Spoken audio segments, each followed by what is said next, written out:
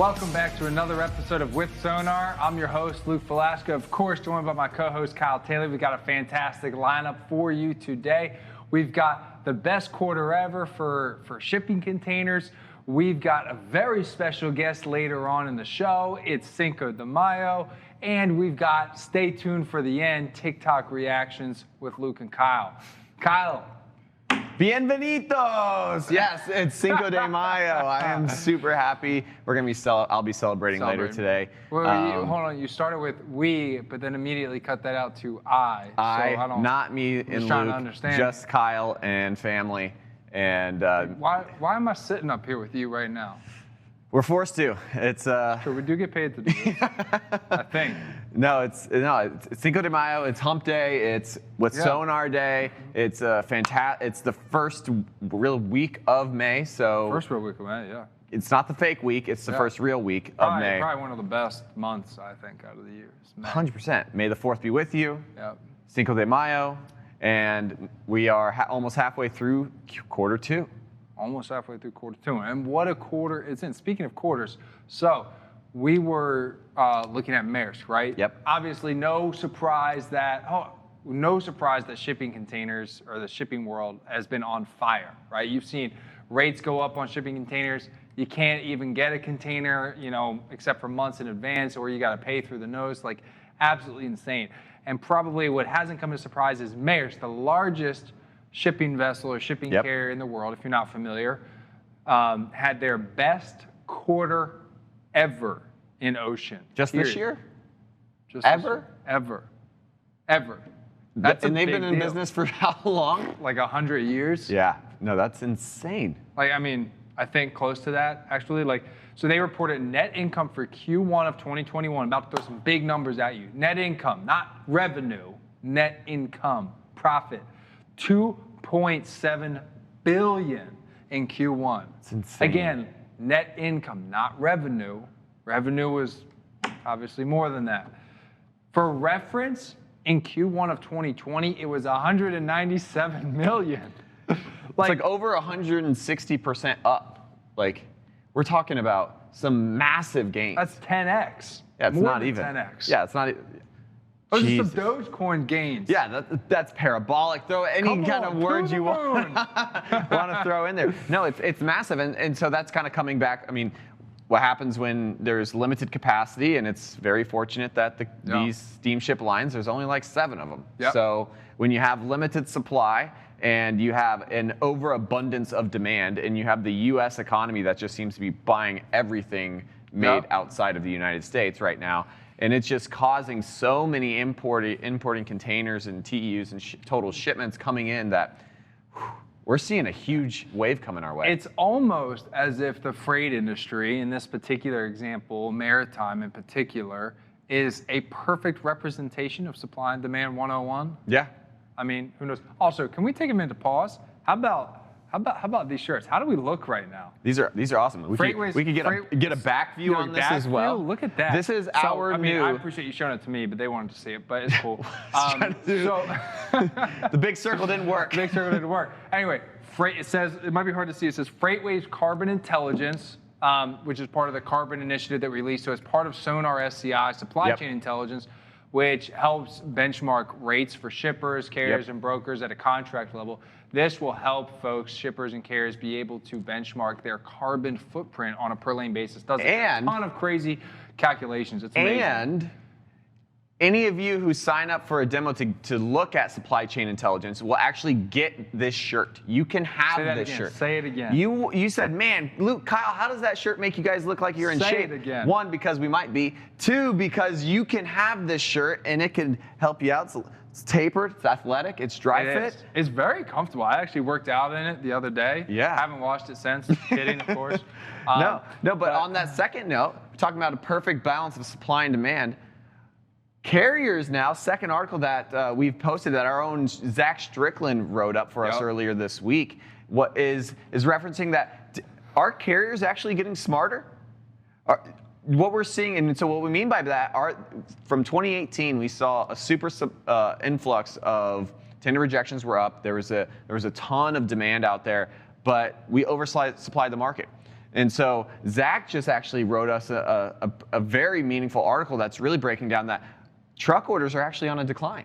Yeah. So carriers are actually not buying as many new trucks right now as they did back in October and November. So we're not seeing a continual up and to the right of new truck orders, which is saying, are these carriers finally saying that if we keep supply like the steamship lines, if we keep supply the same, we might be able to capitalize on this demand for a lot longer period. That's it. Don't know It's if that's smart. exactly what they're thinking, but you know. Who cares if it's what they're thinking? It appears that that's what's happening, and that's valuable.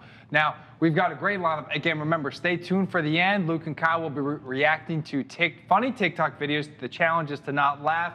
They are chosen out by our media team. We have not seen these ahead of time. That'll come in a little bit. Before we get to that, we've got a very special guest here today. Dun, dun, dun, dun. Very special. The Executive Vice President of ReedTMS Logistics, Michael Fullam. Michael, how are you today? Good. Thanks for having me, guys. Happy Cinco de Mayo. Happy. You got any good plans? Yeah. When I'm done with this, I'm going to have a few Coronas. There you go. It's the only way to celebrate. It's the only way to celebrate. So you're coming from Philly. Some margaritas when I get home. Yeah, Philadelphia.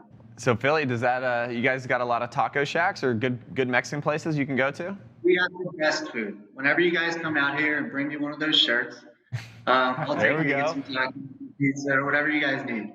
Perfect. No, that's awesome. I'll second that best food. Absolutely fantastic. Absolutely fantastic. No, that's awesome. So tell us a little bit about, kind of your position and, what the impact has been, at least through COVID, and to where you are at now with over at ReedTMS. Sure. Yeah. So my role is Executive Vice President here at ReedTMS. We're a private and family-owned business. Been around for 25 years. And there's really two facets to our business. There's the asset side, and then there's the brokerage side.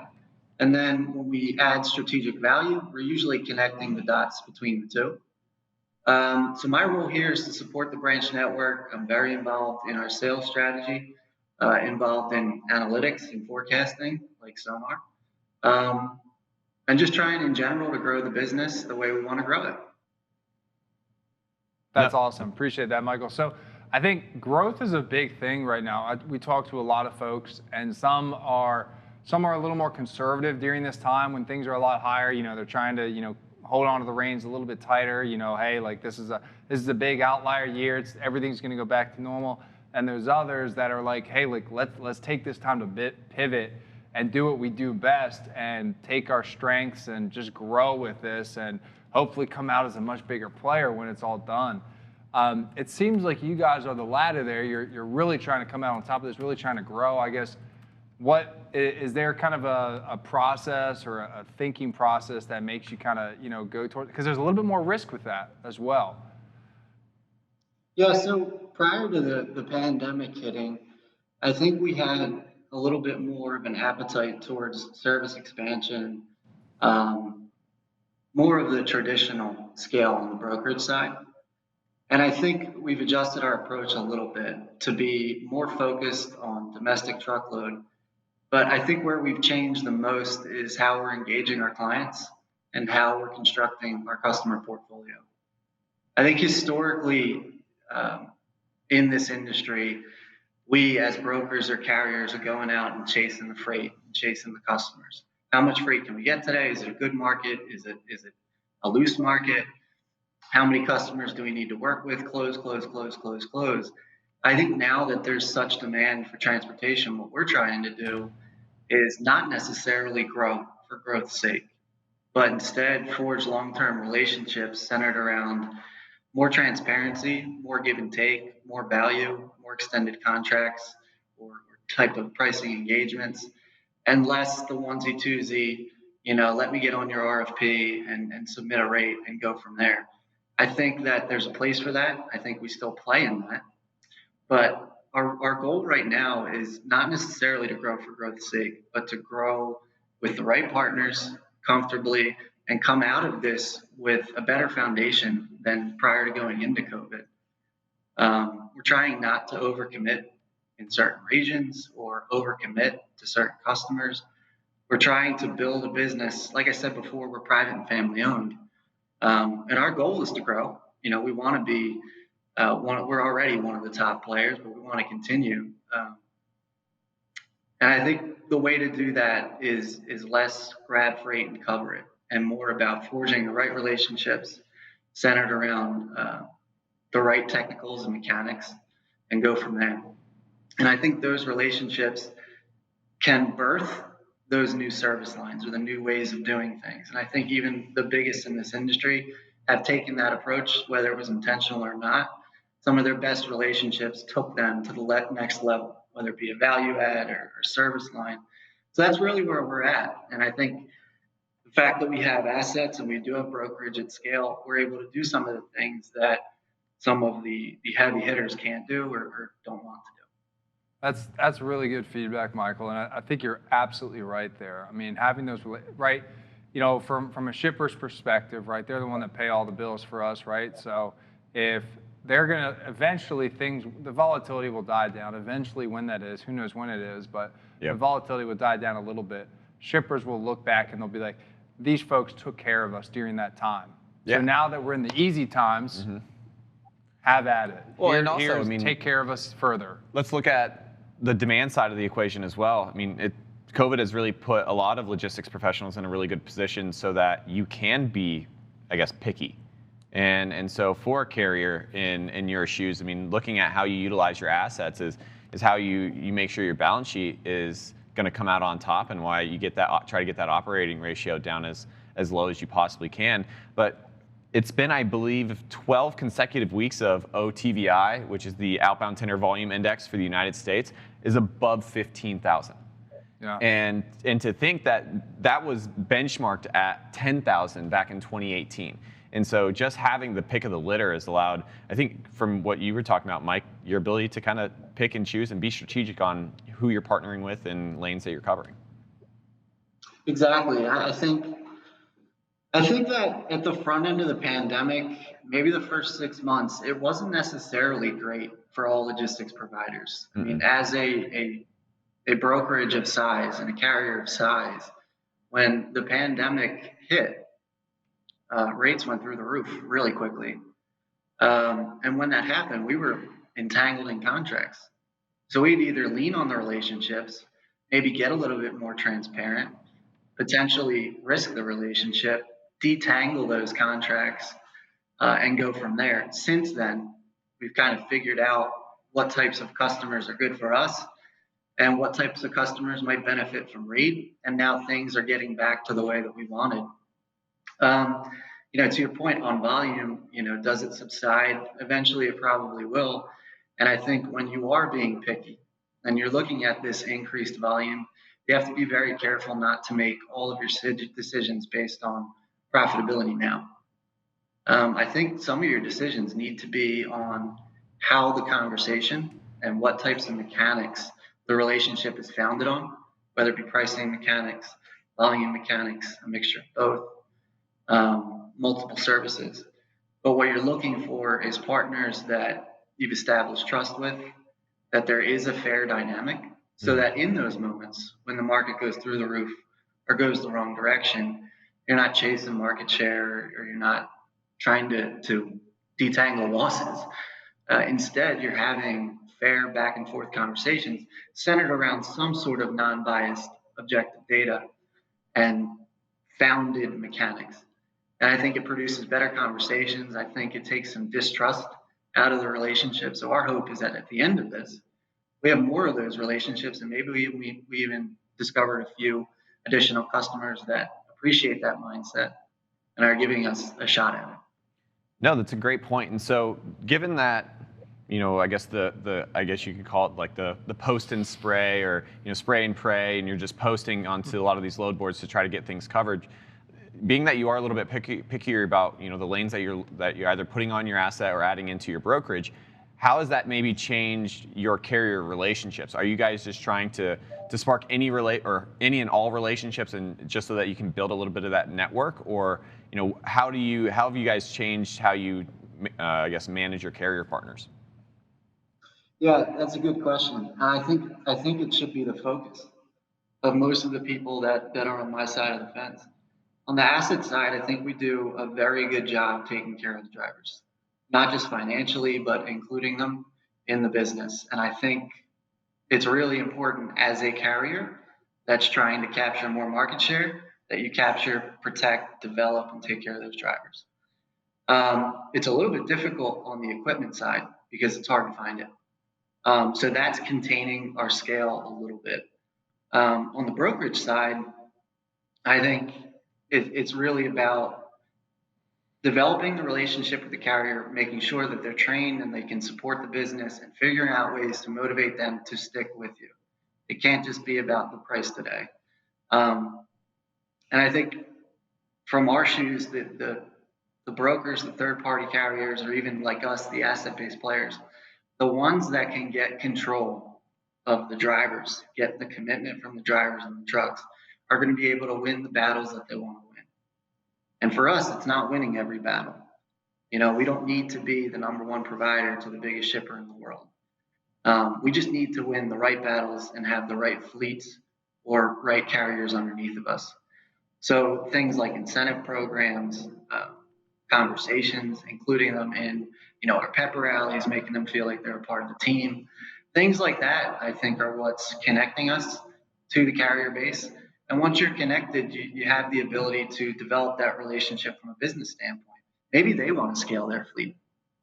Maybe they don't want to broker. Maybe they want to leverage us as a dispatch service. Maybe they don't want their own equipment. They want to be a driver. But that relationship gives us access to capacity. Capacity gives us access to business. And if you control the capacity, you can keep the business stable. You can have some semblance of control over cost and service. And then you maintain those customer relationships you want over a long period of time. I love that, Michael. I think that's really good stuff. Now, I guess going along with all of that, we were talking a little bit before the show, and you're a very sophisticated data user. Where does, when you take some of the experience, yeah, okay. Compared to somebody like me, you are, okay? Yes. So, but no, I mean, you take your tribal knowledge, right, your experience in the field, and then you combine that with data, right? Where does data sit? And I guess, what does somebody look at to tell a story to their customers, right? Because I feel like that's where a lot of this boils down to, right? You have to tell a story to your customers, right, that is ultimately going to support the actions you're taking to service them, right? So where does that play a role? Huge, and it's becoming almost a necessity with the right relationships. On the spot market, we're still using data, but it's more the daily guidance. So the critical events tab, which we get a nice little understanding of the weather and maybe things that might impact us in the next 12 to 24 hours. The U.S. summary, which is, it talks about the outbound tender, volume index and rejection index. And then it breaks it down by mode or equipment type and length of haul. So those things we're looking at on the daily to make sure that we're navigating the spot as appropriately as possible. And then I think there's a next level to FreightWaves that we're starting to enter into, which is how do we collect, whether it be macroeconomic data, microeconomic data, lane-specific data, whatever we can extract from FreightWaves that might be applicable to the customer's business, and then down a level, the piece of the business that we focus on. And then using that intelligence to say, hey, listen, you don't have to take our word for it. These are the data sets that we're leveraging. They're non-biased. They're not ReedTMS data inputs. And there's a lot of it. There's a ton of data flowing through Sonar. So when we sit in front of them and say, this is what we're experiencing, this is why, and this is how it might impact your business, we're able to sit down, I think, on there's just more trust in the conversation. There's more faith in what you're saying. So I think it helps us open the door and have the right conversations. And then underneath that hood, there's specific, whether it be indices or tickers that we might leverage to use as benchmarks to monitor our costs, our performance, and then relate that back to the customer and say, hey, listen, you don't have to take our word for our performance. This is how we stack up. And that helps us both on the brokerage side and the asset side. That's phenomenal. And so to that same point, how are you kind of laying that out there? Is that just something that you're presenting along with maybe some of your own service metrics on some of your current customers? And well, I guess the better question would be, how are you portraying this message to your current customers, and then how do you portray this message to prospect customers that you're trying to enter in new business with? Yeah, I think it's easier to do with existing customers because you have more of a platform, whether it be business reviews or annual reviews or performance conversations. You have opportunities to provide data and go through that data and get some feedback as to what they buy into, what they like. I've even gone as far as sitting down with customers and walking through Sonar, saying, these are some of the things that you can do with it, but instead of me trying to build a report and send it to you, why don't we explore this together? You tell me what's important. And some of the things that they are interested in are not things that I would have foreseen. For me, walking into the conversation, I would think that it's, okay, what's volume doing? What's tender rejections doing? What are Class 8 trucks doing? And all that stuff is very relevant. But FreightWaves can take it a step further, whether it be some of the bank data or the manufacturing data. That stuff's applicable to them. And in my past life, we had a lot of that data, whether it be things that might expose levels of consumer confidence or the strength of the economy or what's happening in their specific sector, whether it be retail or manufacturing.